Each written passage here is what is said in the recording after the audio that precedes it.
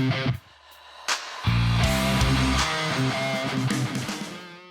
everybody, welcome back to Men Need to Be Heard. It is Dan, and I've got a fun show for you today. So sometimes I do serious stuff, and sometimes I like to have a little fun. And my guest today, I think she makes me laugh every single day with her videos, but she also touches on some pretty delicate topics, I'll put it that way. And let me just bring her on, because she's giggling in the background.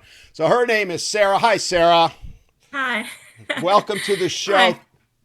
Thank you for coming on. So I became aware of Sara. We were talking off air about a year ago, but she said she's been on longer than that. And I started seeing her videos, and she's in the same space I am, and she talks about many of the same things that I do. But man, you make my day when I see your videos.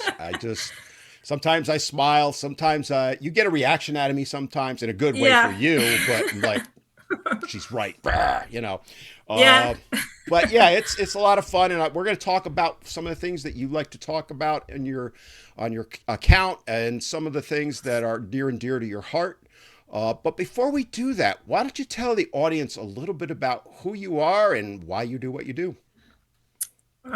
So I do what I do mostly because behind the scenes, I've seen a lot of men around me just essentially to put it out there to get the shitty end of the stick. But on the other side of it, as a woman and having friends that are women coming to me after, meeting a guy off Tinder and making some really poor choices, when you call them out on their behavior, they don't want to talk to you anymore. So that's kind of what started it. And I really didn't expect it to like blow up or be anything. I just was like voicing things that I wanted to talk about.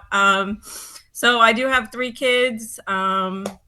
Yeah, just living life. I really have nothing to say about myself. You're just so modest. Yeah. I mean, I used to be a fitness coach on Instagram. You can probably really? still find. Yeah, I used to be heavily into that. So did I. Yeah, for women too. Believe it or not, people would never know that about me because they think that I hate them. That's the irony of it. I probably have done more work outside of real life for women than they would ever know. Same here. But yeah. So I mean, even now, I still train, right? Yeah. I sold my gym last summer and all that, but I still do training, and roughly 60-70%, somewhere in there, of my remaining clients, because I've kept a few, are female. And they love me, but people think I hate them, No. Mm-hmm. Yeah, and I think that's kind of what happened with social media, is like there was just this shift of like just man-hating behavior that just really was like, wait a second, like we all share a part in our behavior, like, let's have a little accountability. So I have so many stories, but it's just, they'd sleep with these men right away and then think that they are not part of the problem. It's just. Yeah, it's funny you mention that. Yeah, I think one of the things, and I think it's fair to say you get a lot of crap back at you, but one of the things that you do is you're talking about accountability. And I think in many ways, and one of the reasons I wanted to have you on, is that even though I focus on teaching men, the realities of life, and you're doing that as well, but I think also you're trying to educate women, right? To say, hey, step away from what you think is the right thing and see it through another set of eyes, right? Yeah. And trying to wake them up, because they've been taught literally their whole lives, men are bad, men are this, men are that. And you talk about it frequently, that men aren't this way.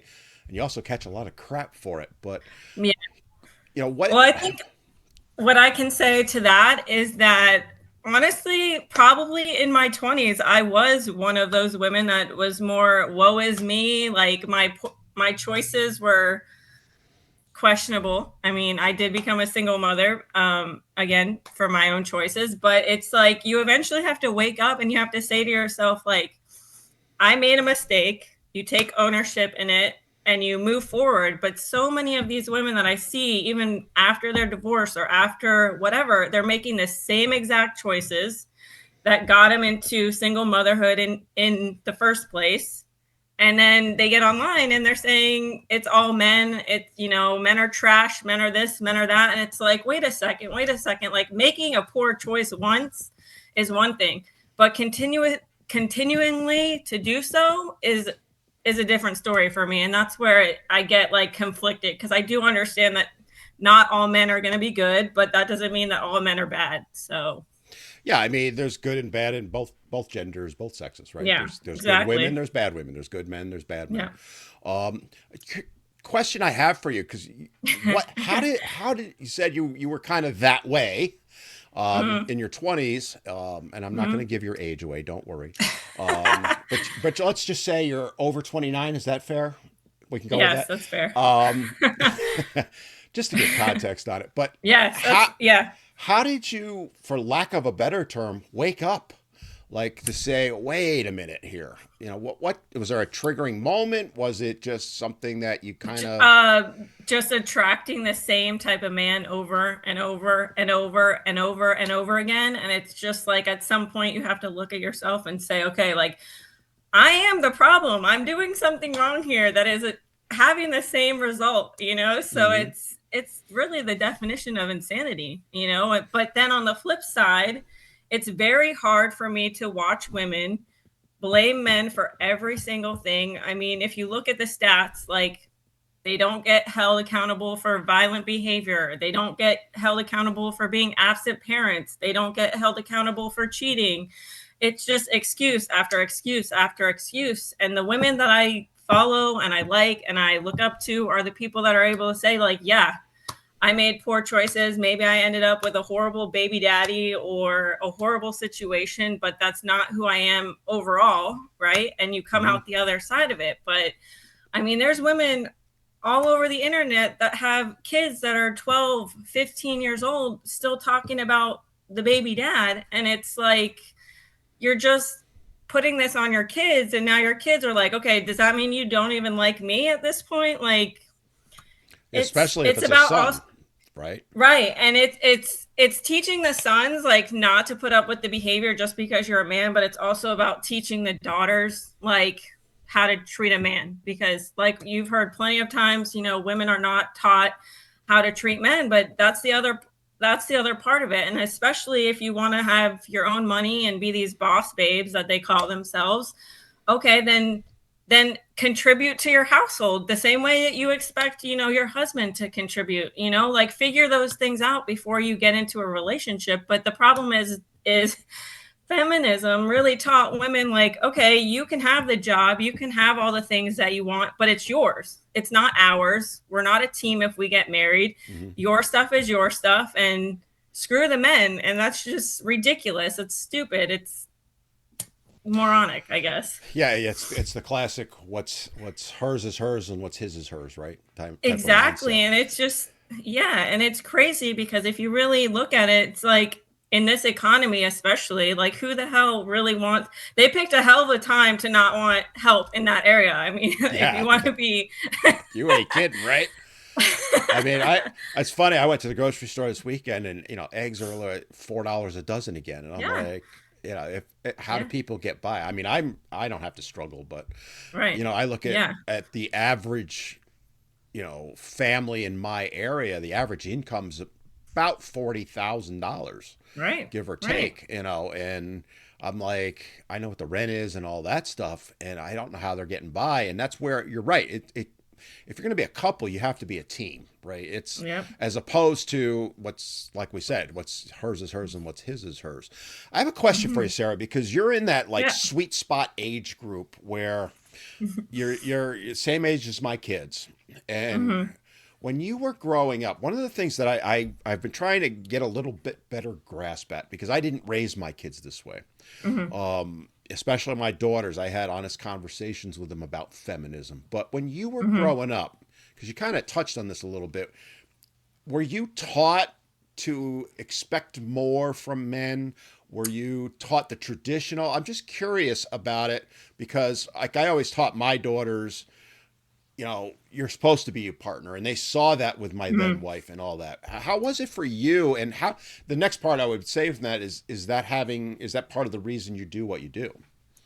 Right. So I think growing up, these were not conversations that we really had, but it was very understood. Like, my dad is the man of the house, and my mom supports him in everything. My mom, I would say, is the first generation of women that was working full time, also. I mean, she was corporate America for American Express. Hmm. However, she was also doing all of those things while coming home, cooking, cleaning, taking care of my dad, and all of those things. But they got divorced because she felt she got married too young. So now my stepdad, he takes full care of her. So if you want to talk about traditional, like, she retired and he takes care of her 100%. Um, but I would say that that's another part of why I talk about what I talk about on my platform, is because the women of today are not like, my mom, my mother-in-law. I mean, those are real women that you didn't complain about serving your husband. You didn't complain about him working long hours. It was understood that he is the man of the house. You submit to him, and submit doesn't mean control. That's where a lot of women get it, Hmm. confused. And it's understood that this is how it's supposed to work, and it works. The children are raised very well, taken care of, and the men come home and things are also taken care of. But now you have this generation of women. The men come home, and there's laundry still not done. There's cooking that still needs to be done. She's mad at him because he gets to leave the home and have a job, and now Right. she feels resentful, and it just doesn't make sense to me, because I always say, like, especially my mother-in-law, she is, if I can embody the epitome of a perfect woman, like, and she still worked. She just retired maybe 3 months ago.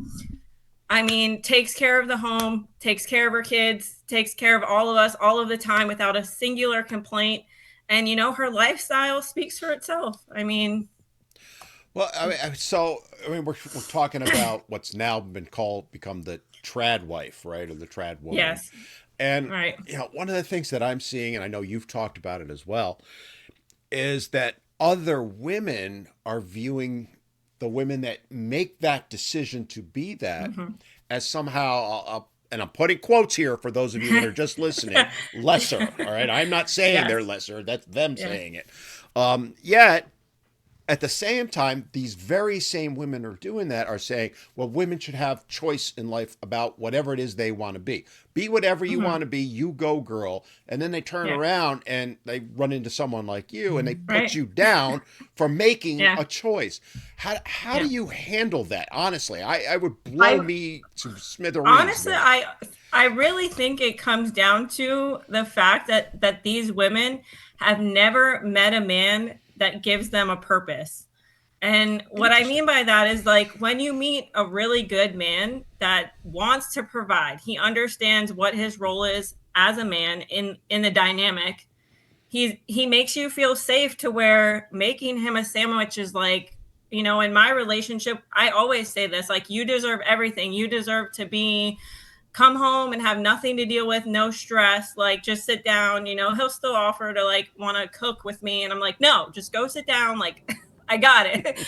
But it's just one of those things that you can't tell women to do whatever they want or be who they want to be, but then shame them. But that's the whole contradiction, is that you shame women while simultaneously telling women not to shame each other. And it's like, just tell me you haven't met a good man without telling me, because when you meet him and he brings more into your life than you had before, like, you're going to submit, you're going to be softer. I mean, you're going to be more feminine. And that's what I really think it is. I really think that the women that are so angry have not met a man that they feel worthy enough to want to do that for, and that's something that they don't want to recognize or take accountability for, Yeah, you know. that's a fascinating take that you have on that because Mhm. I kind of see what you're saying, right? And Mhm. and again, you're saying submit, but not submitting, right? It's You're right. taking on what you're equating it to, and I heard you say it is the feminine role, right? Mhm. We have the masculine role, we have the feminine role. Yep. It's worked for us for literally millions Mhm. of years. It's why we still exist. But yet it's become a case of we all have to be exactly the same. There can't be a Right. difference between men and women. And I do think it has a dramatic effect on society. We're seeing it now. Yeah. People, and I think it's why a lot of people are struggling with mental health is because I think, like to your point, deep down inside, they want to be that traditional Hmm. role in some way. That doesn't mean they Definitely. can't go out and have careers or any of Correct. that, but they also see like someone like yourself who has taken that role on and celebrates it get Hmm.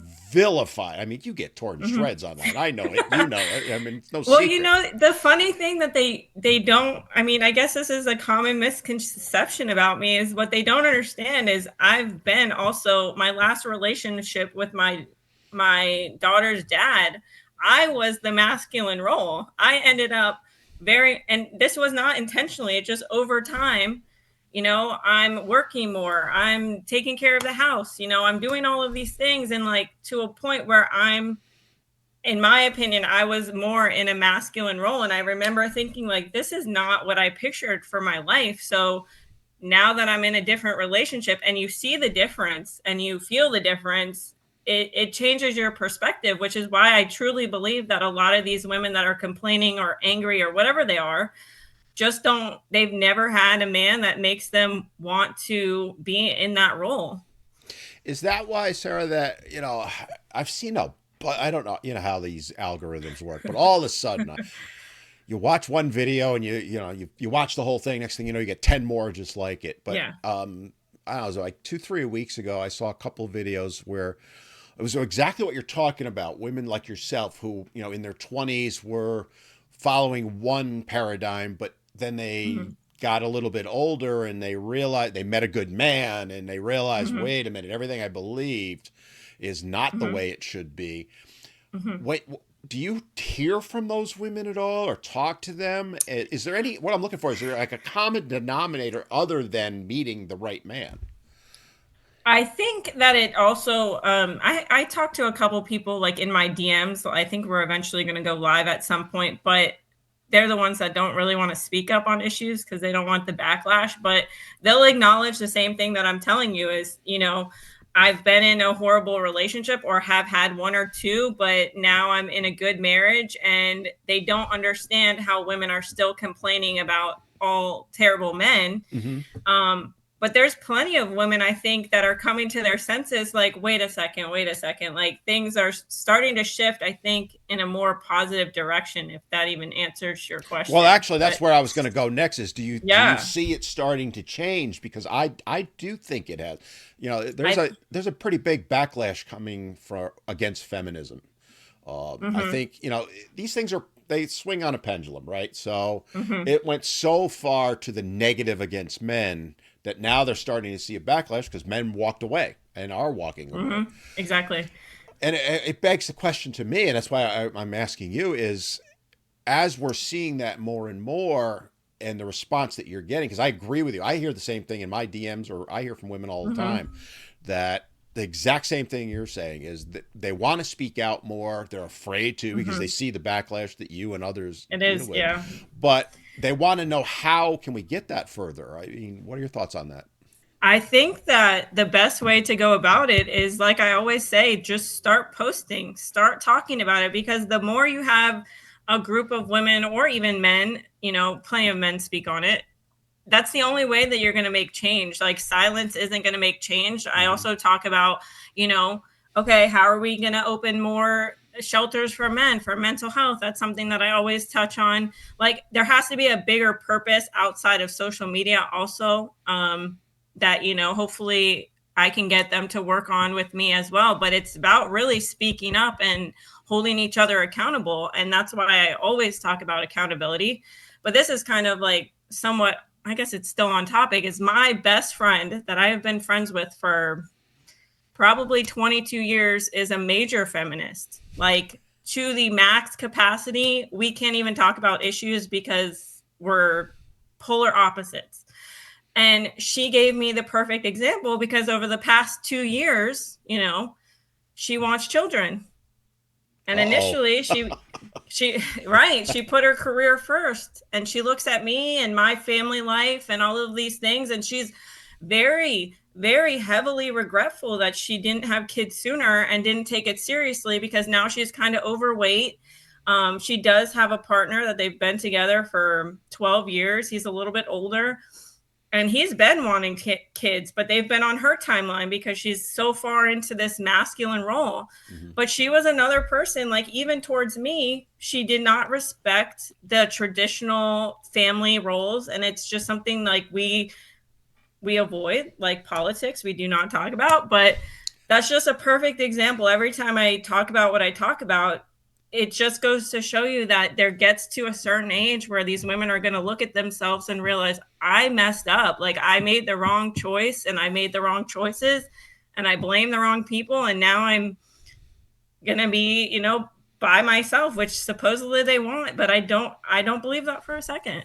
I don't either. I mean, I had one come at me last week saying, men are always the ones that are more depressed and all that. Yet when you go and look at who's being treated for depression and who's taking the prescriptions at every age level, it's more women than men. Right. Take that for Right. what it's worth. But I mean, my personal viewpoint is I don't care what gender you are. If you're struggling with depression, then we should be Of supporting course. that person, right? But Right. they wear it like a badge of honor that they want the men to Yeah. be suffering more. And it goes to where I wanted to kind of Mm. go to next is Yeah. to get your opinion on where's the benefit to them, the women who do that. How do they gain by basically trashing men Well, nonstop? that's the irony, is they don't recognize that treating men poorly does not help you. If anything, like I always say to myself, is like treating the men around me well benefits me more. I mean, that comes off as very, selfish that I'm thinking about it in that way, because it's kind of like that me mentality. But like, treating a man well, whether it's your friends, your cousin, your dad, significant other, whoever, is a gift to yourself. The more you give to a man, the more he's going to return. So it's just, they are shooting themselves in the foot every single time that they don't want to treat men well. And it's like, how can you expect a man to want to treat you well if you're treating him poorly? Like, it Right. just doesn't even make sense. But yet they cling to it like I don't know how to even put it because I've had conversations with some of them and like Mm-hmm. behind the scenes, you'll get DMs Mm-hmm. from people who oppose you, and some of them are nut jobs. We all know that. But Mm-hmm. I've had some Yeah. very good conversations behind the scenes, and I'll Mm-hmm. say to them, I see your content. There's one in particular. Right. It's a pretty large TikToker. And she reached out to me Mm-hmm. a few months ago, and I said to her, I get what you're doing with your content. It's not all that much different from mine in the sense of what we Mm-hmm. talk about. I said, but I view things differently than you. I'm just trying to educate men so they go into relationships with their eyes wide open, as opposed to Right. saying, don't ever get in a relationship because I don't believe in Right. that. Whereas her Yep. her argument is don't ever trust a man and because of that Right. you can't be in a relationship. And I'm like, with your audience, how does that help them? And she, Yep. to this day, has not been able to. I think it kind of hit home with her. That doesn't mean she Yeah. changed her content, but it kind of she's never responded to that, and that's where I struggle with. Like when I'm talking to someone like yourself, that's why I ask about it because we're all human beings, right? Yeah. We like to be treated well, and Yeah. you get what you give, but yet, Yes, exactly. I mean, It's just like what I always say is like, how can you, this is what I always say, you want to use men for dates and money, but then you're going to turn around and get mad at him for using you for sex, right? So if a man's currency is intimacy and sex and he's using you for that and you're using him for money, how does that make you any less better or different? Just because he's supposed to be a provider, okay, well, he can provide for you without you being entitled and selfish about how much he provides. So it's just, they want the 1% of a man, and that's just not the reality for just average people. yeah, well, that whole 1%, the It's sixes, like, the 6 foot, yeah, I'm six like, figure income and all that, and it is literally. It's actually, I did a video on it. It's probably been a year now, where I actually broke it down, and actually, out of the 150 million men in the U.S., about right. less than 10,000 fit that criteria. And if you think you're going to get one of those 10,000, you might. Don't get me wrong, Well, but your odds are pretty slim. And well, it's funny that you say that, because a lot of my coworkers are women, and they, they're younger. They're really like 22, 23. And I'm not kidding you. They really do have the mindset. When I was still on the dating scene, and that was another topic I'll bring up. But when I was on the dating scene, the first thing out of their mouth was like, "Oh, go get a free meal. Go get his bag, sis." And like that was another moment where I was like, "Holy crap, the stuff I'm seeing on the internet is what is happening in real life." And those women still have not found good boyfriends, have been in really toxic relationships. They're twerking on the internet, and that's the next generation of women. But it's like, you're not training yourself to be of quality. But to hear it point like out in the open, like it was a thing. And then my other coworker, who's a man who is in love with his girlfriend, he's being called a simp for showing respect to a woman. I'm like, this is a real thing. And it just, I don't know. And then I'm like, maybe it's my age, but wait a minute, you're younger than me. You can't use the age thing. That's mine. But it's funny because I hear the same things you do, right? I hear from guys, because I talk about dating a lot. And again, my goal is just to say to guys and teach them, just if you're going to go out and date and get in relationships, do it with your eyes wide open, because guys put their blinders on and they just, they see a girl they're attracted to, and, all intelligence leaves their brain. Yes. And I'm not trying to knock them for it, but that's the reality. But, you look at that and everything that they're saying to me, right? Because I get all the time, you're 60 years old, you don't date. What do you know about dating? Well, I talk to dozens of guys a week about it. And they're saying the exact same thing you just said, is they're getting taken advantage of. They take a girl out, she expects this expensive meal, and then they never hear from her again. Like, you know. And again, it goes back to, what's the long-term benefit to these women? Because I honestly don't get it. Back in my day, if I can play the age card, when I was, say, 20 years old and dating, it was, you go out to dinner and a movie, but dinner was, well, the places that I would go to don't exist anymore, but it was like the equivalent of, say, a Red Lobster or an Applebee's or something like that. And then you would go see a movie. Now, that's not allowed. Oh my God, you're going to go to a chain restaurant. Or the worst one, the coffee date. Oh, the ladies get so upset over that one. They get so mad. I'm like, don't you want to get to know the person? And that's the other part of the equation that I never understand, is like, they put the expectation on the men to know exactly what they want the minute that they meet. If a man changes his mind, then he's love bombing, or he's future faking, and he's fake the whole time, and he's a narcissist. And it's like, maybe he got to know you, or maybe he saw that you didn't want to go on a coffee date and he just simply doesn't like that, or doesn't want to be with you. Like, you have to have some accountability in your behavior and how you're presenting yourself. It's the same way, like, the girls on OnlyFans don't understand why men don't want to date them later on. It really is like a job interview. And I just don't understand. Like, you can't expect one date to determine, if you're going to be serious, committed, but they want 5-star, him to have his ring ready, like the first date. And it's just so unrealistic. And it doesn't help them in the long run, because and you've kind of touched on this. They're going to end up with what's known as the Chads, right? The guys that do want to spend that money, they're just looking to buy, what. And that's it. And then they're going to dump these girls. And then, like you said, it becomes an ongoing thing with them. And then they equate it to all guys, as opposed to, the average guy, the good guy that's going to say, take him to an Applebee's or go to coffee the first couple of dates and just wants to get to know them. They reject them out of hand as, not good enough. And I think, go ahead. But and they don't know these men. And if you end up getting pregnant, okay, let's just be real, you don't know these people. But then later on, when you're a single mom, right, it goes back to the same thing. You're sleeping with people that you don't know because you thought that a 5-star experience was better than a coffee date where you could have actually gotten to know him before you're judging his wallet to sleep with him, right? Rather than just doing the coffee date and actually getting to know him to recognize if he would be a good partner, be a good husband, all of the things. And it's just, they don't see their behavior as being part of the problem, which is actually the problem. Yeah, and I think long term, like they get into and I talk to guys about this all the time because guys are horrible. They jump into relationships at the drop of a hat, and they need to stop doing that. But it's because they'll say, well, I thought fill in the blank about her, right? And I'm like, did you really get to know her when you were dating?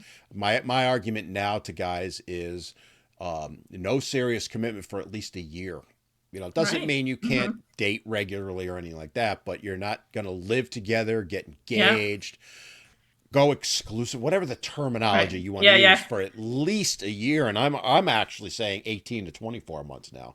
And back in the day, again, we didn't jump into marriage 6 weeks in. Like I literally have had guys reach out to me and go, I met this girl 2 months ago and I just got married and now we're having issues. And I'm like, dude, what are you doing? Yeah. And I when I think of it, I think of my stepdad, because he'll tell you, he'll be, his ex-wife cheated on him, but he'll tell you, like, my first wife, I went for attractiveness and it cost me in the end because now I don't, he's on alimony, $5,000 a month. Ouch. To his ex-wife. Yeah. I mean, as he's gotten more successful, of course, and they're in Florida. So that, I think that rule just got abolished. It got changed too. It's 2-year max, but I don't know if they're going to retroactive that. I mean, I have yet to find out. And that's the thing. She refused to get married because she wants the paycheck. He's paid for all 3 kids to go through, college, still wanting money. And it's just, he'll say, I made the mistake by going off attractiveness and it cost me my whole life. But I mean, he met my mom. My mom hasn't been like that. They've been together like 15 years now, but he still pays her. Yeah, it's funny because again, you're talking about attractiveness, right? And I think it goes both ways. And I always tell people, what they look like in their 20s, what you look like in your 20s is not what you're going to look like at 50 or 60, right? I had hair in my 20s, believe it or not. Flaming red hair. Well, guess what? I don't have it anymore, And if you don't develop that bond and that getting to know each other, and that's, I think, one of the biggest issues with dating right now is that people don't get to know each other and see the faults, because we all have good, we all have bad. I have my faults, you have yours.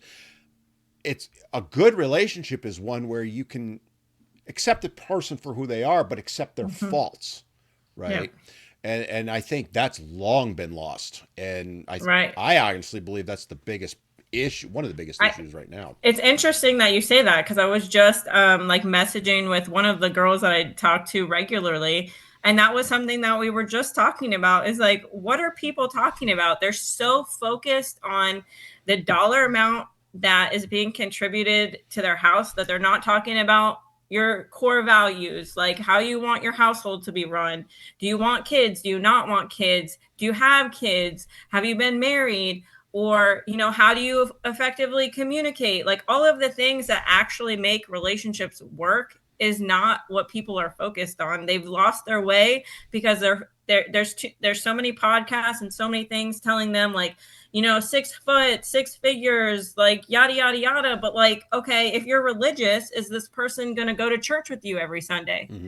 So we've gone so far away from how households should be ran, and we're looking at the wrong things. And that's why people, I think, in my opinion, are making the mistakes that they're making. They're not asking the right questions. And by the time they do, they're either married right away or they're knocked up. And you look at the person like, I just had a kid or I just got married to someone that I don't even know. And I think that's ultimately what's happening. Yeah, and then you're on the hook with that person, even though you might not be living with them. But if you have a child with them, you're looking at the rest of your life. You're going to be interacting with that person. And hookup culture, like I don't judge anyone on hookup culture. I am certainly not innocent back in the day again. I had a lot of fun in the 80s, let me tell you. But, all kidding aside, I wait for the knock on the door sometimes. Hey, Dad, I mean, I could come. Even though I'm 60 years old now, but this whole thing this whole scenario with society right now, it's so broken. I'm just curious, like, Mhm. other than speaking out, which you do as Mhm. good or better than most people, um, do you think it can be fixed anytime soon? I'm curious because I don't. I want to know what you think. I don't think so because it's hard to talk about this on TikTok without like getting banned, but it's such a bigger picture in terms of like government control if you want to go in that direction, but you have more people dependent on government assistance. You got more people dependent on antidepressants, Hmm. medications. I mean, that's $1 trillion industry that we're talking about that makes a lot of money off people essentially being sick. I call it sick care, but even child support goes to the states, part of it. Yep. So they have no benefit to ending or changing anything because of how it directly impacts states and government and higher up. And that's really the sad reality of it. And it's only going to get worse because everybody wants to jump into relationships without knowing people. But I definitely think that it's much bigger than just dating. They want to destroy the nuclear family, and Hmm. they're being successful at it. But I'm hoping that within like the next 10 or 15 years, it turns around and we come back to our senses. We realize, okay, that didn't work. Let's try something else. But feminists, Yeah, I mean, yeah, I try and avoid the political too because yeah, you can't on TikTok, but yeah, we're you not on cannot. TikTok with this one, so we can kind of talk Yeah, about it a little bit. But you yeah. know, and I've shared with my audience before. I do a radio show that is very Hmm. political. Yeah, I'm the guy that stirs it up on both sides because I'm in the middle. right, But right, right. to your point though about the nuclear family, and this is a great point to bring up, is it has been destroyed, right? I Yeah, mean, we're not quite there, but we're approaching the point where the overwhelming majority of families are going to be single parent led, whether yeah, majority are mom, but more right. dads are becoming single parent led homes. And I don't think that's good for anyone. And I do think Mm-mm. it's contributing to the points you made, which is, mental health issues, the Mm-hmm. reliance on drugs and pharmaceuticals. It's, I think back, God, 50 years ago, there was no such thing as ADHD. Now, maybe Mm-hmm. the child was just hyperactive was the term they often Right. use. And it's not to Mm-hmm. disparage anyone. Or, you look at even things like peanut allergies didn't really Yeah. exist, and now we Now have, you can't even bring you can't, peanut exactly, anywhere. It's anywhere. It's crazy. like, Yeah. but you see that. And when I look back at it, and all the different causes, I think one of the biggest reasons is the destruction of the nuclear family.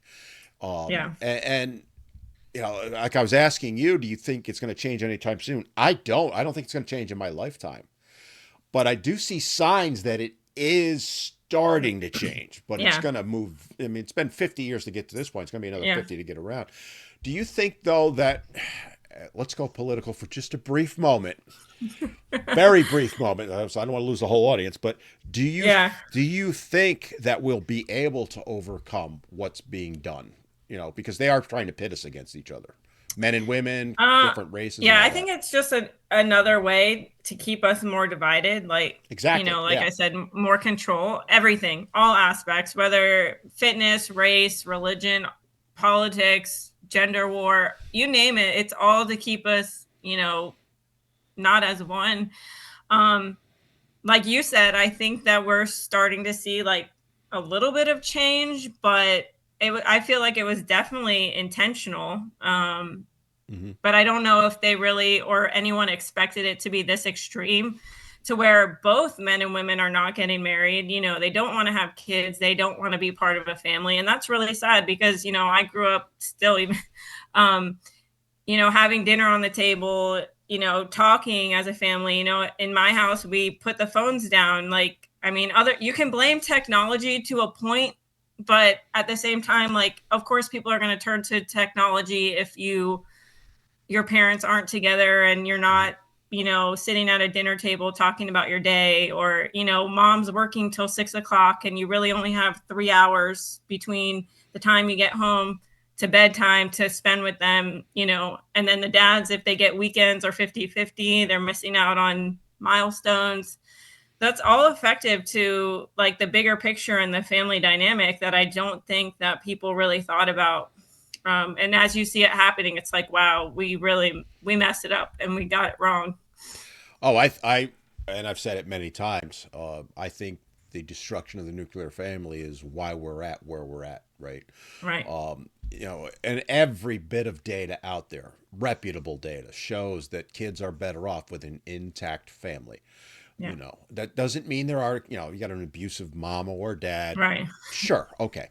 But in general, we're talking about, and it begs the question because I love that we don't plan these conversations when I do these podcasts. We have and that's why I like to have conversations and just let it go where it goes, because this is fascinating to get your opinion on this stuff. But, what is your thought? So when I say nuclear family, you're more traditional, dad works, mom's at home type thing. I'm a little opposite of that. I don't care. Let dad, in fact, I've done videos recently like, you ladies want to go work? You go work. We'll sit home and take care of the kids and clean the house, because I was a stay-at-home for a couple of years. It was the easiest 2 years of my life and the most rewarding. I'll do it 10 days out of 10, right? What do you think about that, though, just to get your opinion? Because, well, see, I have a different opinion just because, like, I don't know if you know this about me, but I'm adopted. So no, I didn't know when that. So when my parents got us, my brother and I were adopted together. They went from 0 kids to 2 kids overnight. But both of my parents worked, like I mentioned before, and my mom still did everything that I would consider a traditional role.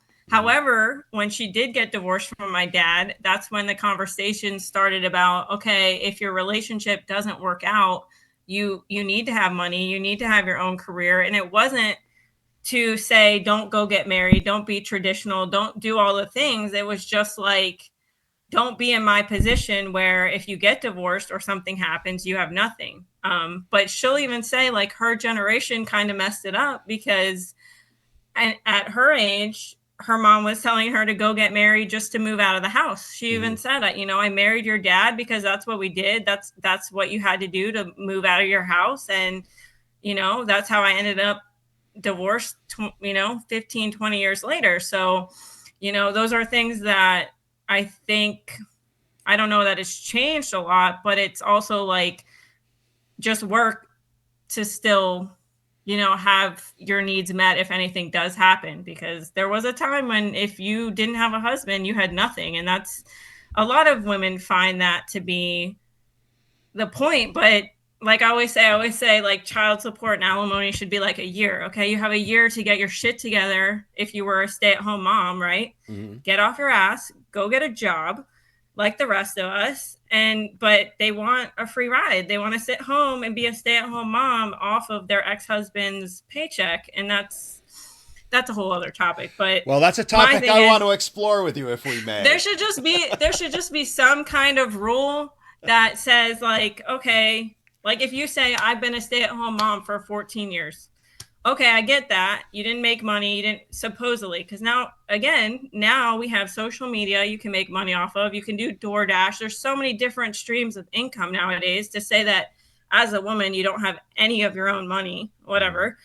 Okay, you get divorced. Okay, you have a year to get your shit together. He will pay your way for a year, whatever that looks like to you. But after that year, if you don't have a job, if you don't have your shit together, then that's on you. Like, you don't get a free ride from your ex-husband because you're deciding to just not get married or whatever. Because a lot of women will be vindictive. They'll say, I don't need to work. I'm going to let him take care of me. And like I always say, if you quit a job, is your employer expected to pay you for the rest of your life?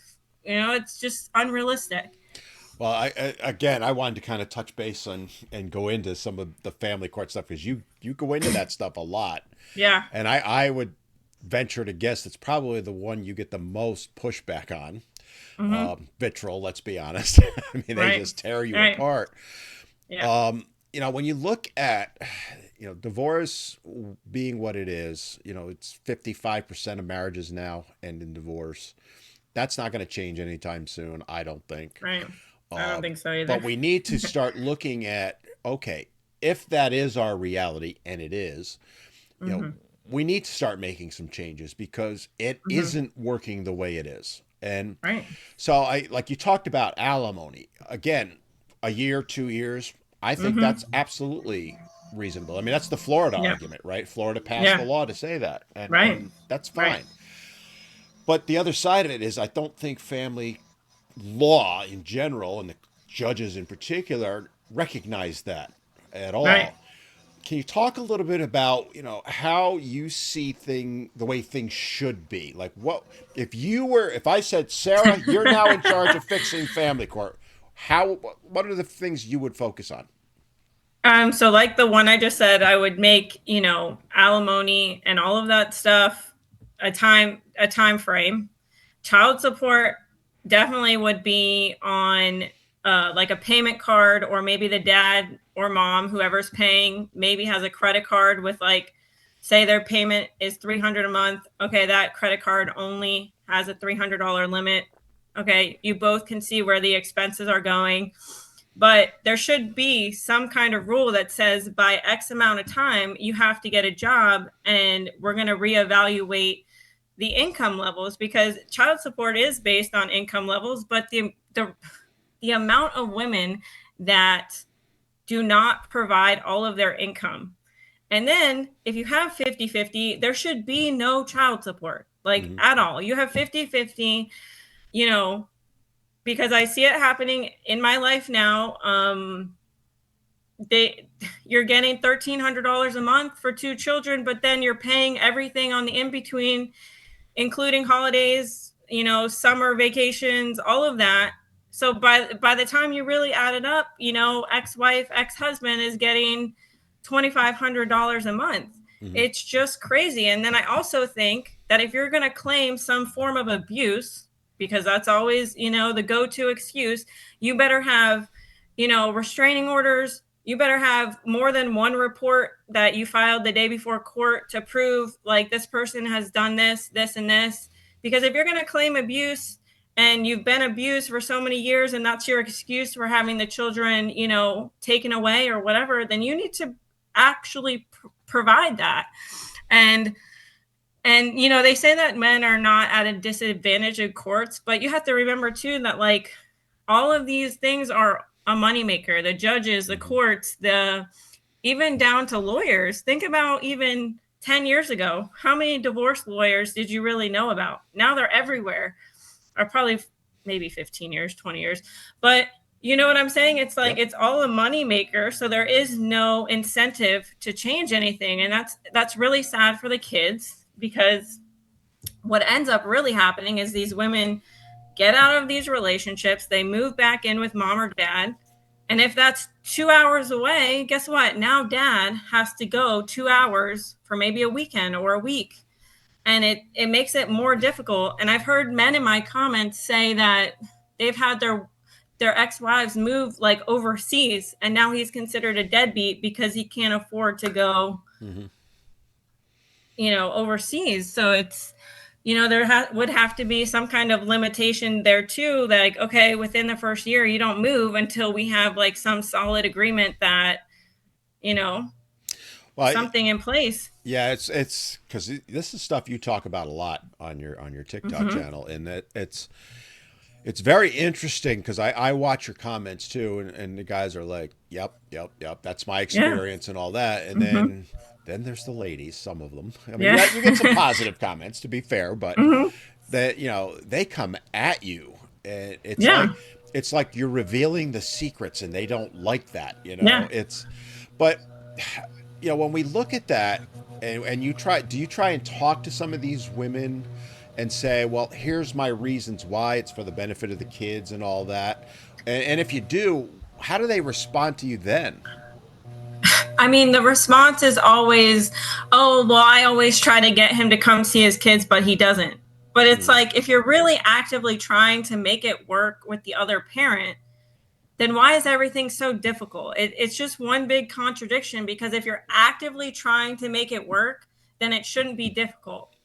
I'm not talking about the men that completely abandon their children 100%. Like, I'll use me as an example. The father of my daughter, he still lives in Florida. Now, do I get mad or upset that he's not around? No, it was my choice to move, where I live. But at the same time, he also didn't put in effort to come and visit either. So it's, and I get it. It's probably time consuming and money, but at the same time, I'm not going to be online talking about him being a deadbeat, because the reality is this is the situation, and this is what happens to a lot of women, because when you first get out of some type of relationship, you need to go somewhere, and it's typically to your parents' house. Mm-hmm. I'm sure there's plenty of men that move back home as well. So when you talk about, the women in the comments, they have no accountability at all for the fact that, okay, you moved 3 hours away. He still has to work. What is the expectation on letting him see the kids if he's not abusive and he's not all of these things? But then it turns into, as soon as I question them, it becomes, oh, well, he's abusive or he's manipulative, and you don't care about women that are being abused. And it's like, we weren't even talking about that. And if he was abusive, like, why did you have a child with him in the first place? Right? It's like, he didn't just wake up one day and become abusive. He was abusive the whole time. You thought a child was going to change him, and it didn't. And now you're upset at basically your poor choice.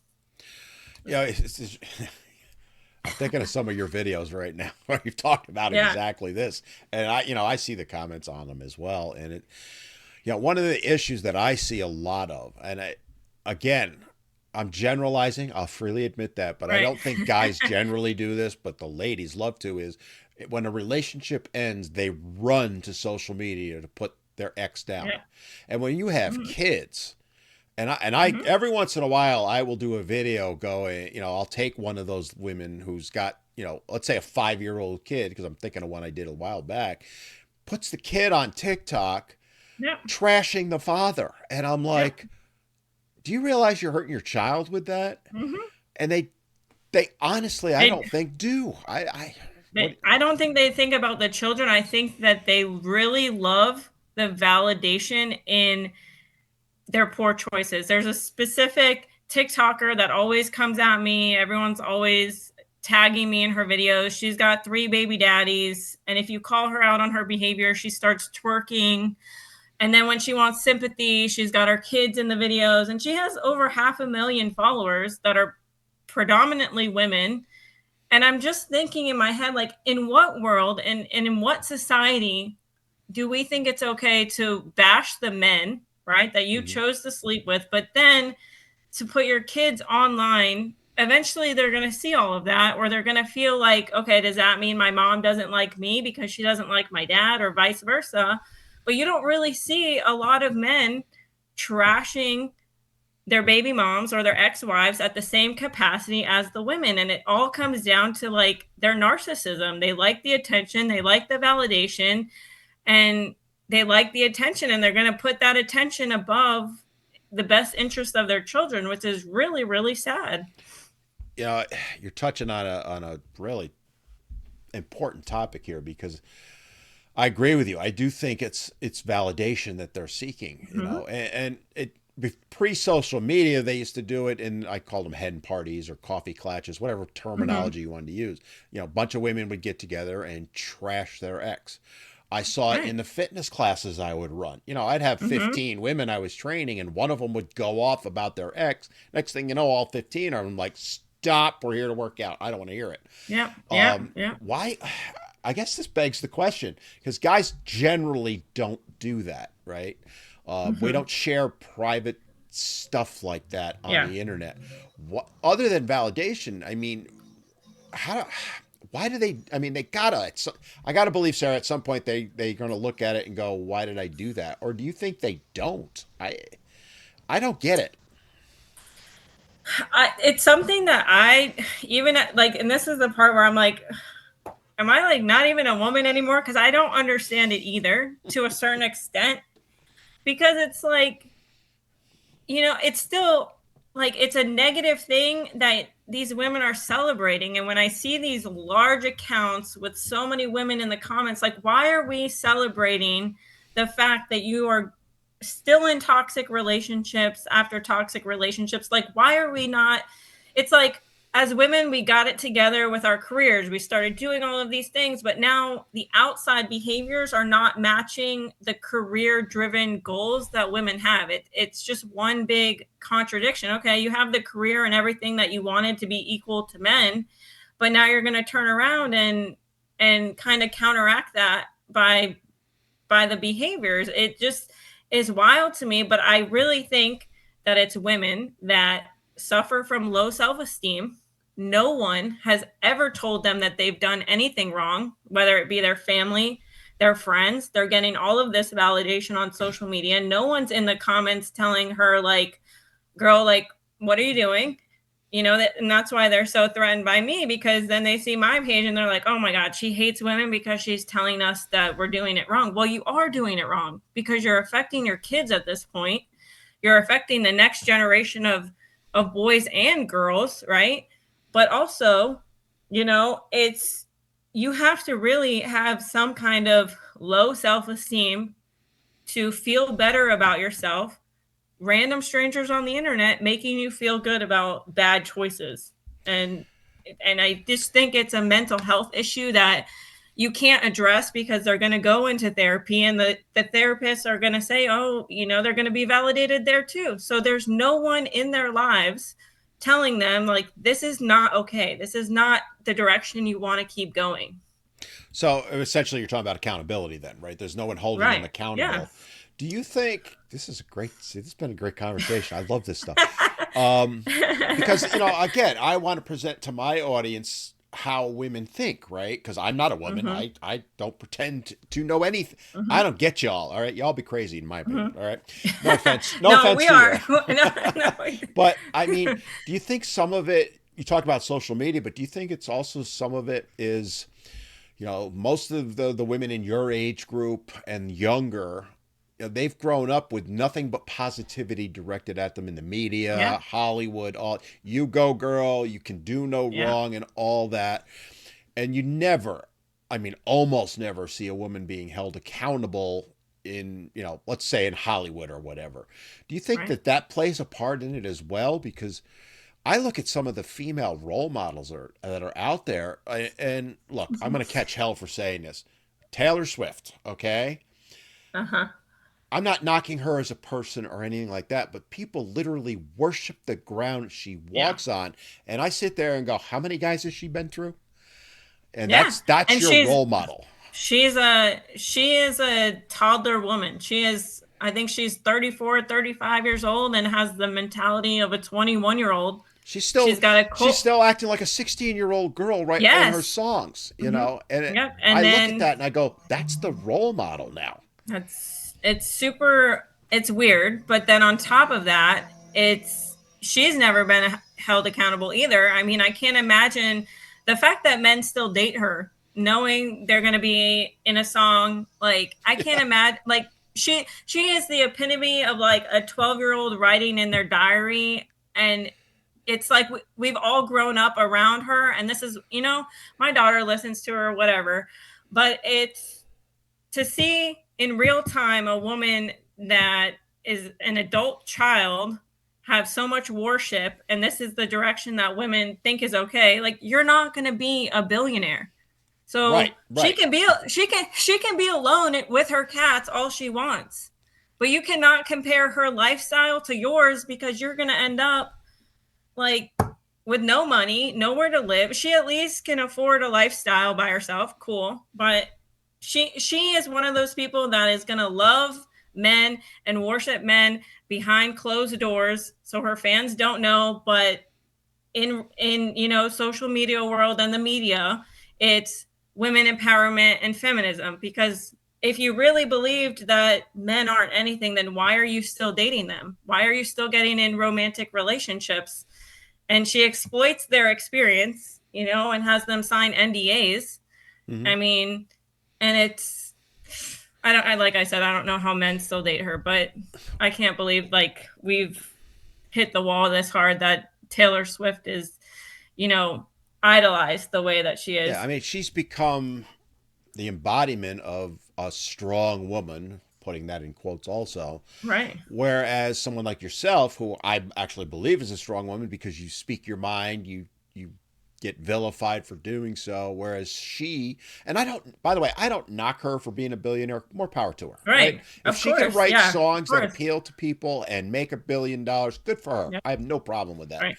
But, you know, she's, like you said, what, 34 years old. She's writing the same song Mm-hmm. she wrote at 16. I mean, Mm-hmm. at some point, the reason I get so confused and flummoxed by this is when I look at, say, let's say a 16 to 18-year-old Mm-hmm. high school age girl who's listening to those songs and wants, I want to be Taylor Swift.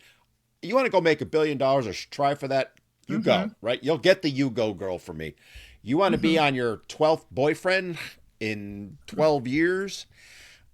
Mm-hmm. That's, I mean, again, we're going to catch hell from the Swifties. You know it's But coming, but I don't well, you care. know what? That's something I just thought about because she was with that other guy, like Joe, and there's overlap in her relationship with Travis Kelce, but of course the Swifties ignore that. But Yeah. if it was a man in her same role, he would be crucified at the stake about being a cheater and a liar and a narcissist and this and that.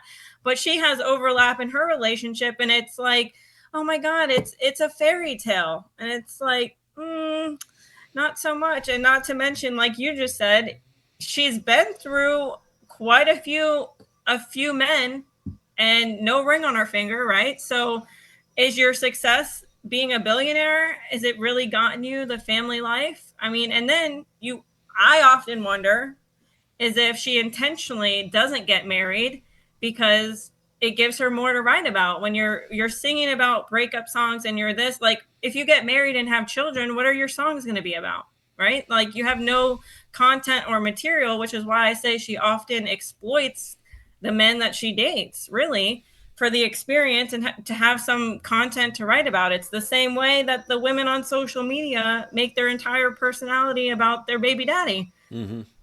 Well, I mean, So again, you look at, and I'm not knocking Travis Kelce. I'm not even trying to right. knock her, but he's the next in line, right? And at Mm-hmm. some point, she'll probably dump him.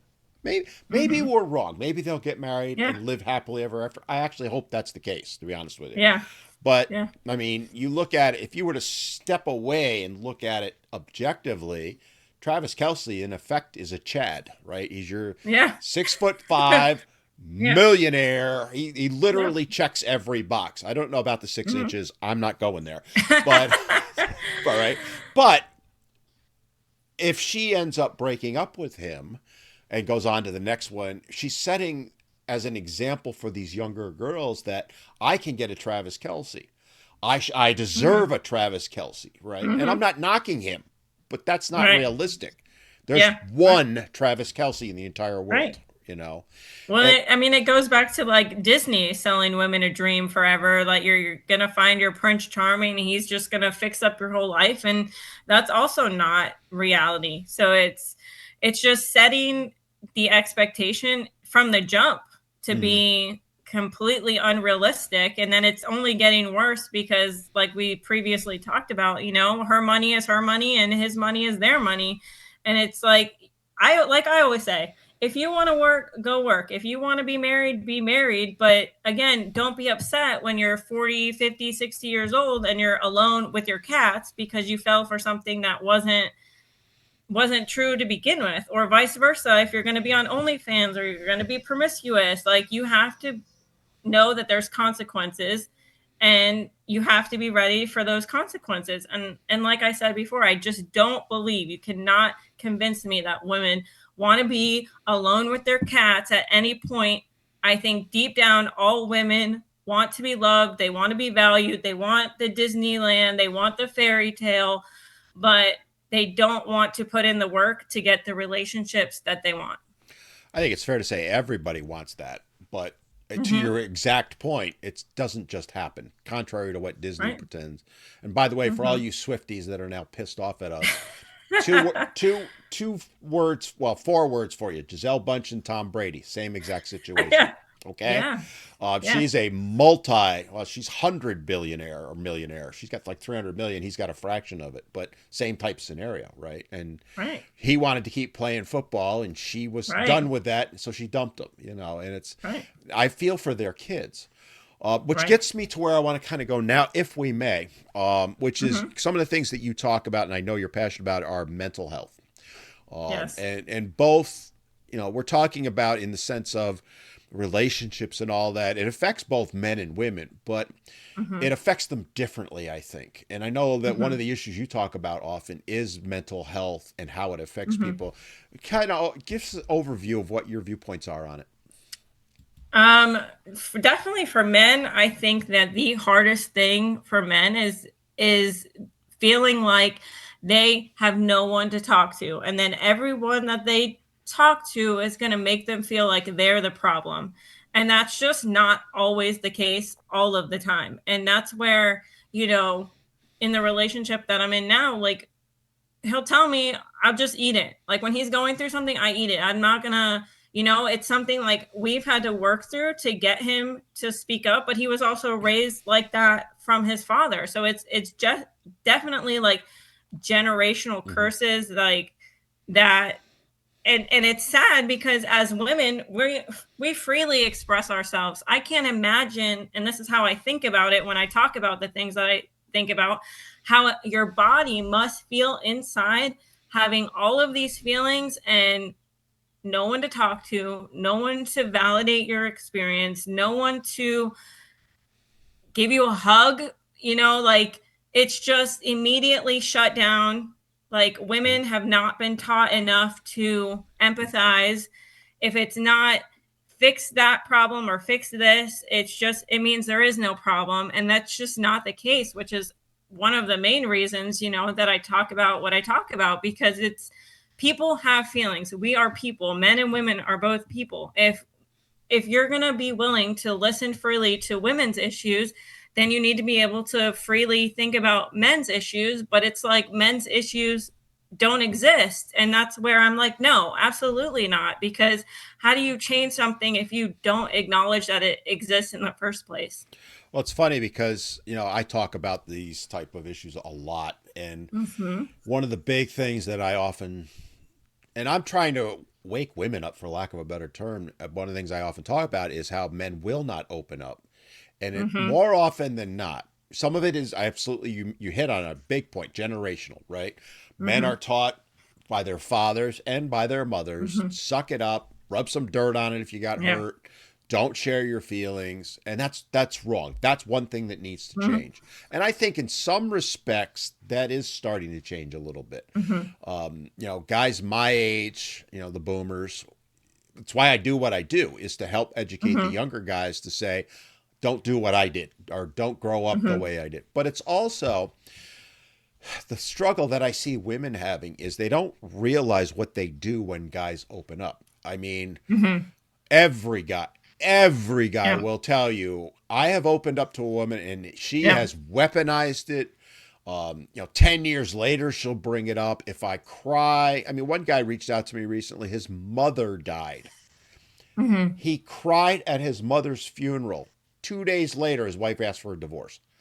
Yeah. That's crazy to That me. now That's crazy. is the divorce because he cried at a funeral? I don't believe that. I don't think Right. he does either.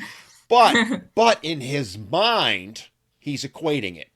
And that's because Right. of the past history where she's weaponized it and Mhm. all that. But getting Mhm. her to see that would be impossible. And I just wanted to see what you thought about all that. So, I mean, this is something that even in my relationship now, like I have to sometimes catch myself, like if I'm being like really stern or I'm not understanding, but I think it comes down to men and women look at problems very differently. Mm-hmm. Like we're emotional lens, you guys are more logical. And that's where the conflict is because you guys might be thinking about something we're not thinking about, and vice versa. But a lot of women, it's like a wall. There is no getting through to them. It's kind of training women to understand that, like, you have to really sit there and actually listen. You're not listening to understand, you're listening to just attack. And that's where it really needs to change.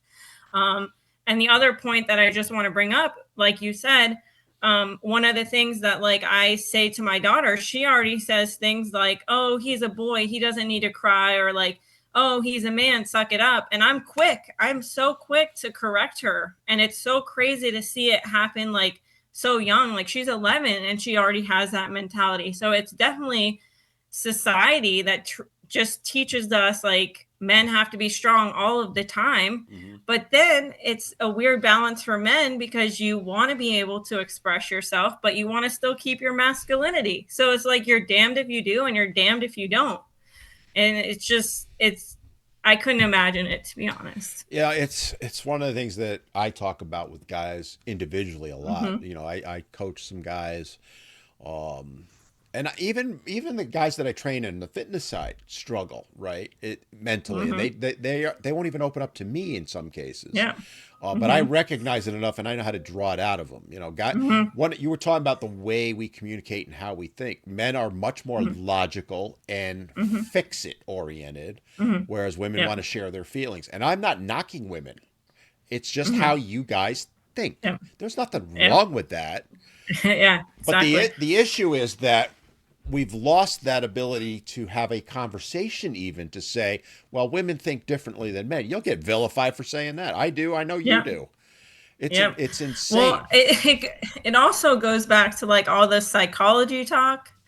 And it's so frustrating because when two people, men and women, are trying to have a conversation, now there's so much of like, oh, you're projecting. Oh, you're invalidating me. Oh, you're all of the psychological words that people are using. It's actually blocking effective communication because now we're overusing it to a point that nothing gets talked about.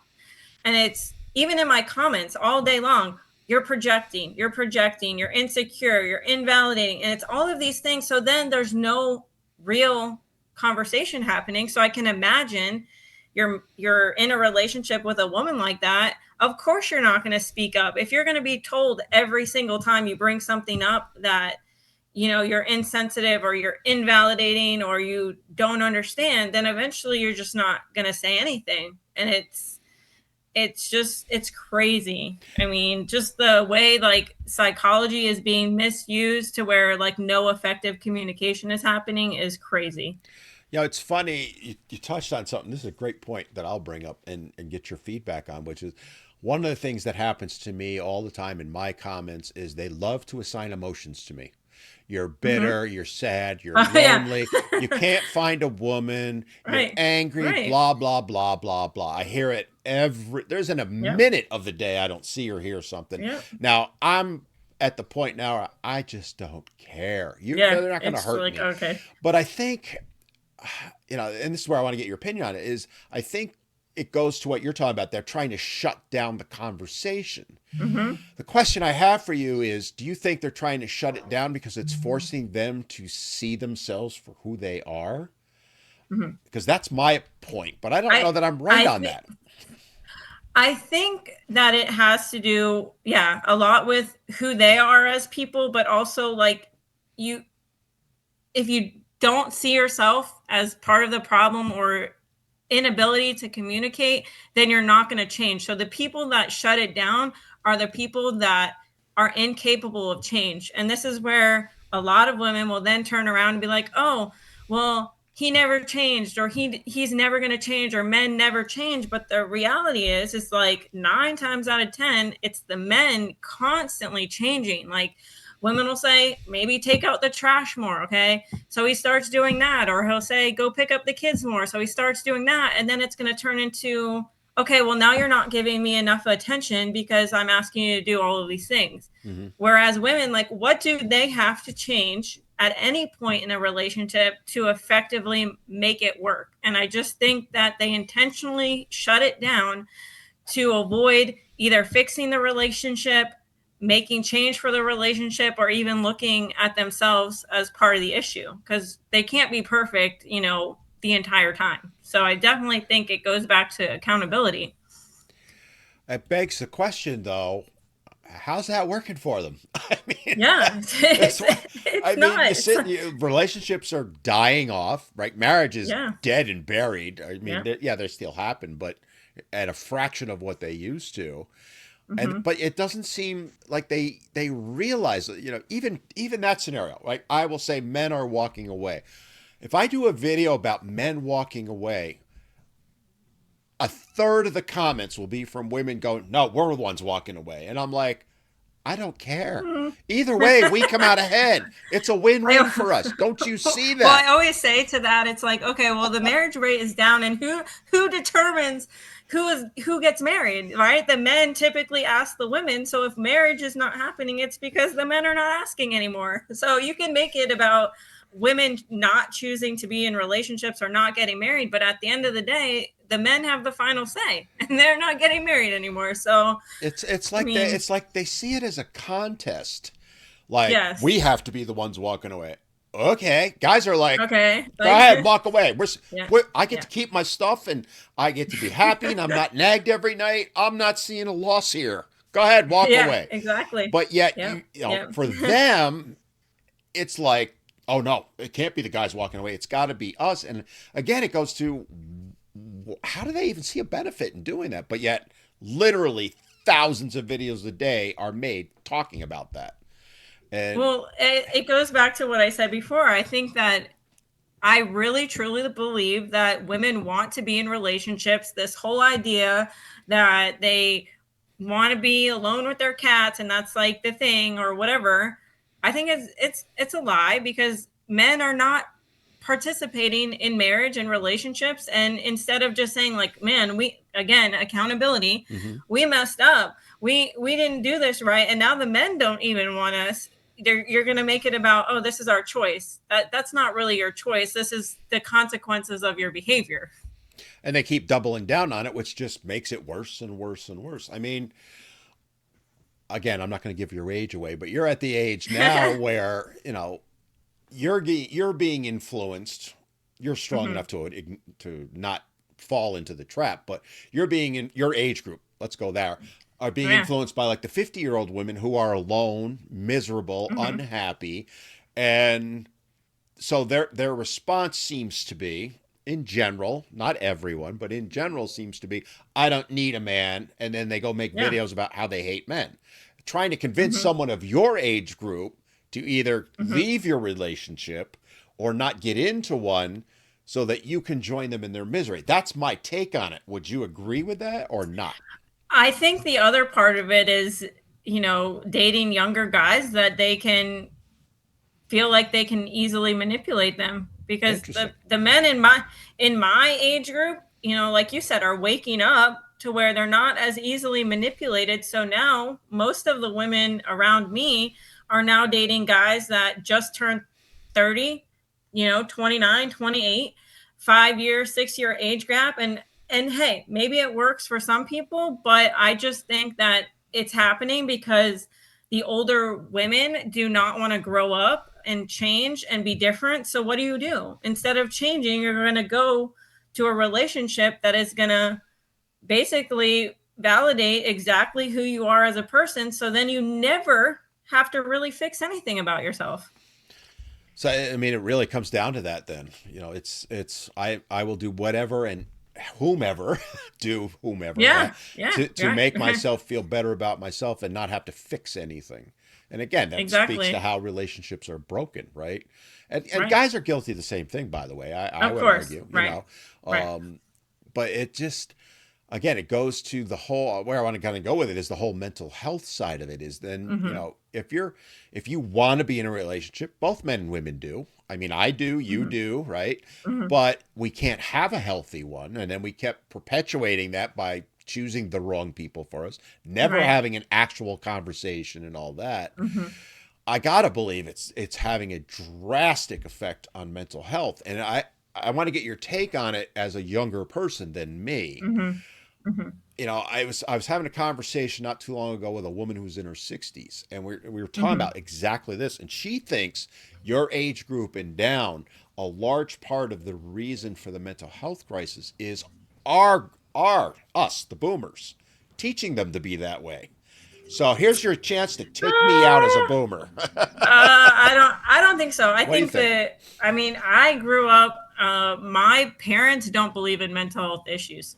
That's my I've point. struggled with, That's exactly the point. yeah. And I've had depression my entire life. So that was definitely a struggle growing up. It's, I hate to use the word invalidating, but it was very invalidating to grow up and be like, oh, this doesn't exist. But at the same time, that's exactly what taught me to get out of victimhood whenever I was in it. Mm-hmm. Like they would come to me and it was like, Sarah, you got to give up this woe is me mentality because life still goes on. And you have to be kind of more self-aware to be able to say, hey, like, okay, I have to get out of this mindset. But that's what happens is like people don't get out of their victimhood mindset, and then they don't have good relationships with the people around them, because those people eventually look at them like, okay, enough is enough. Like it's been plenty of time that this has happened, depending on whatever situation. But yeah, I definitely think like our generation, my generation, was the first to really struggle with mental health. But at the same time, the boomers were right a lot about a lot of things. Like I appreciate my mom and my stepdad giving me a lot of tough love in that area. Like, these are the consequences of your actions. And this is why, you are in the situation that you're in. Like, especially when I had to move back home after, my last relationship didn't work out. They didn't look at me and sit there like, oh, we feel so sorry for you. They looked at me like, are you kidding me? Like, you knew what you were doing. Like, but it's taught me to be accountable in other areas of my life. And I hope, that that's something that I can also pass down. But it's definitely a struggle between like what is today and the accountability piece. But think about it, if you don't have parents that are kind of giving you tough love and they're just patting you on the back saying you did nothing wrong, you're never going to have an eye-opening experience to change. Again, it goes back to change. So I Right. think that's a lot of what's happening is like a lot of these parents are just babying their kids into submission to never have to be changed or anything. Well, it speaks to, I do think there's some validity in putting some of the blame on my generation. We never wanted our Mm-hmm. kids to suffer. We were the first generation that really did that. I always, my phrase that I use is we handed out orange slices to everyone after the game, and Mm-hmm. Mm-hmm. everyone got to play the same amount and all that stuff. And that's not Yeah. life, right? Right. Now, Mm-hmm. my kids will tell you I was not like that. You Mm-hmm. fell down. I'll help you get back Yep. up, but you're going to explain to me or to yourself why you fell down. Yep. I Yep. don't have a Mm-hmm. problem with anyone making a mistake. I'll be there Right. to support them, but afterward I'm going to go, all right, you got to own your mistake, right? Mm-hmm. Learn from Right. it. As opposed to Mm-hmm. what I'm seeing now, and I think it's carrying on in relationships and everything where no one, and by the way, I throw men under the same bus. Because Yeah. when I'm coaching men, I do not, the first thing I tell them when I coach them, if you're looking for someone to tell you what you want to hear, Yeah. I am not your person. I'm going to tell you what you need to hear. Yep. And they Mm-hmm. get mad at me sometimes. But, guys are different than Mm-hmm. women. They get mad. Right. I get mad. They get mad. And then we're like, all right, we're cool. Now let's address it. Yeah. Cool. But yeah. Yeah. Whereas women Mm-hmm. will go at it tooth and nail and start hair pulling. But Yeah. um, Yes. Yes. I want to kind of ask you, as someone who's trying to help women see the light, if you Mm-hmm. will, on that, and no, I know the response you get, but I want you to share with the audience, like keeping it clean, some Yeah. of the responses you get, because they are brutal in some cases. Well, of course, it's always like abuse, or it's the one I got today was that I was sticking up for women that have been abused. Um, of course, it turns into, like, I'm just mad, I'm bitter. It's always who hurt you, you're the new girlfriend. It's never like I see where you're coming from or anything like that. It's never, yeah, I had this problem and I fixed it. It's always just, okay, we're just going to pretend this isn't a real thing and we're going to just insult you to try to get a reaction out of you. So then we can just say, oh, see, now you're just a bully. they don't want to hear it because, again, it goes back to they would have to fix parts of them that they really don't want to know about themselves. And that's really sad for the kids that they're raising, or, their life in general, because I'm sure they carry that mindset into the workplace. And there's just I've never seen a woman in my comments or anywhere saying, yeah, like, I've done this and I've changed, or I tried to change, or it's always, he didn't do this, or the men do this, or it always goes back to SA.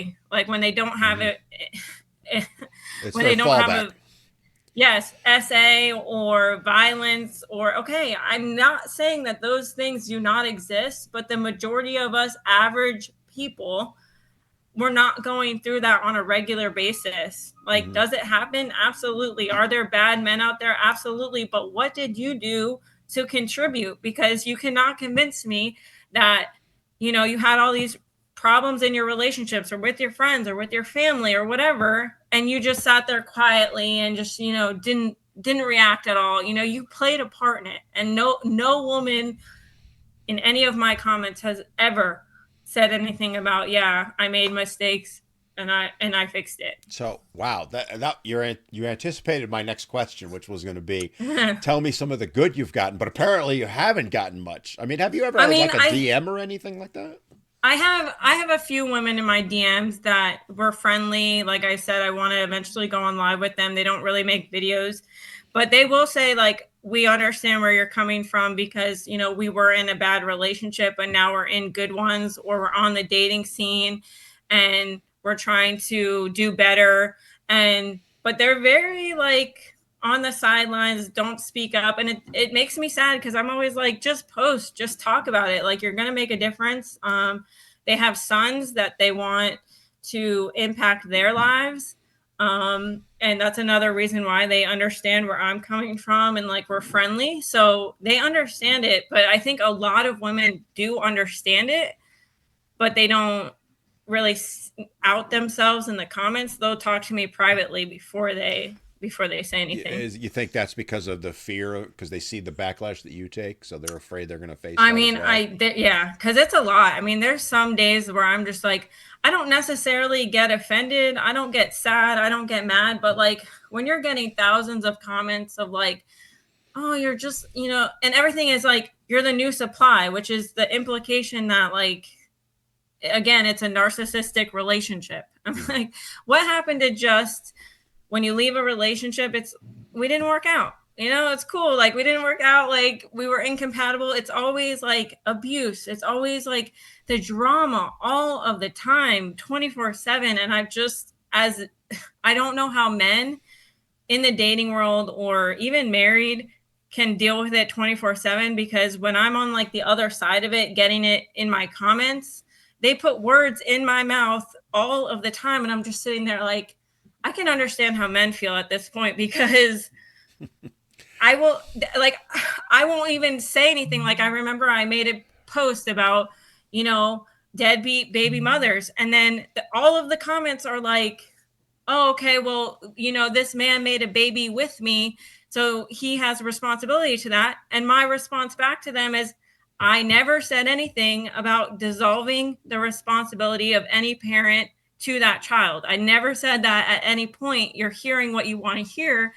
And I can imagine that happens even in relationships, off of social media.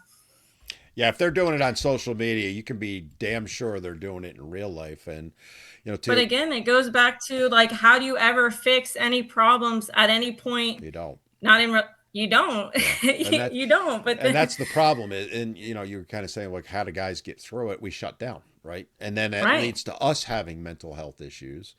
right. There's only so many times you're going to beat your head into the wall, and I've been Mm-hmm. there, right? And when I have, whether it's a romantic relationship, a friendship, whatever, coworker, whatever, where I'm just getting beaten over and over again with whatever negativity they want to push at me, or worse.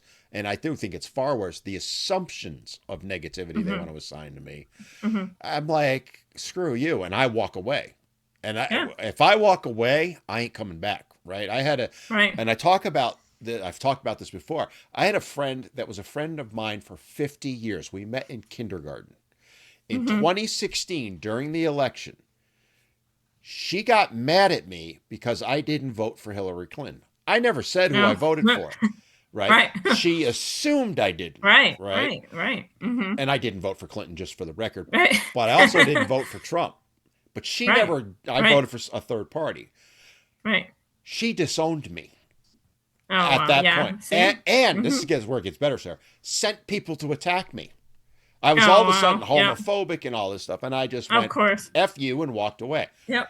Turnabout now. All of a sudden, now she's like, well, we want to put bygones be bygones. And, you know, no, there's no coming back from that. You attacked me and all that. And she's all upset now. Well, you're not being fair.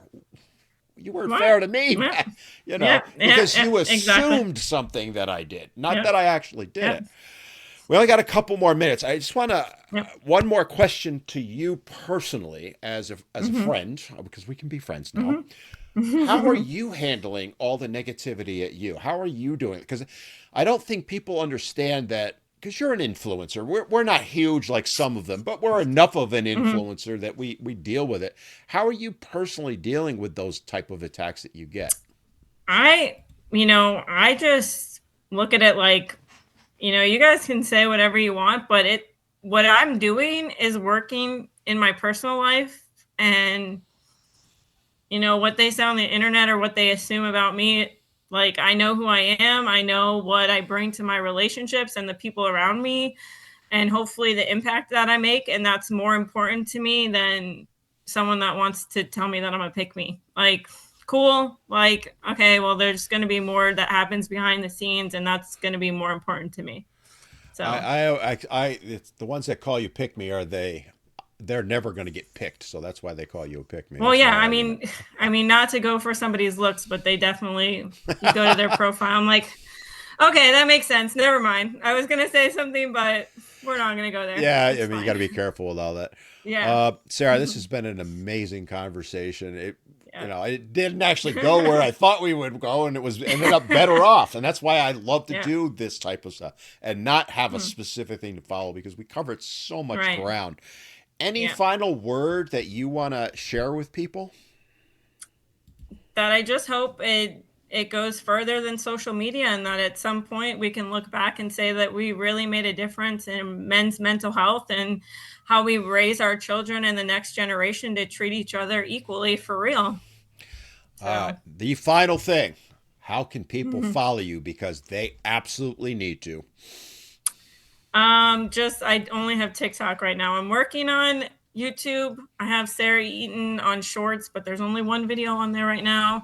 So it's Sara Eaton on TikTok. All right. And I will put links to your account down in the show notes. And I would encourage you to go ahead and get on YouTube, because that's where we are now, amongst other things. It's a little confusing for me, but I'm gonna work on it. Trust me. And I was in IT for 30 years. It's tough for me sometimes, and I would really encourage you to get on X and Twitter, because you can say a lot on there and not have to worry about getting banned. Oh, that's nice. Sarah, thank you so much for coming on. Thank you so much. And I want to give you a heartfelt thanks from me for all you do. We're in the same space and all that, but you have a different take than I do, and you're coming at it from the female perspective. And I think it's important that we hear both sides of it, which is one of the reasons I wanted to have it on. So thank you for coming on. I truly appreciate it. Definitely. All right, guys, I'm going to go ahead and wrap things up. What a great show, huh? And Sara is the bomb. If you haven't already done so, give me that thumbs up, give me that like, and please consider sharing this, because the more we get the word out, the more people that we can help. And on that note, I'm going to wrap it up, and we'll see you next time on Men Need to Be Heard.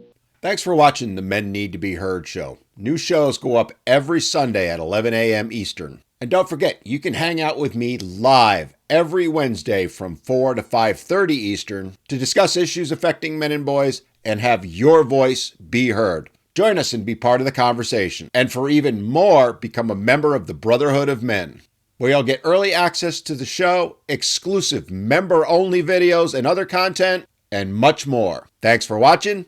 We'll see you next time.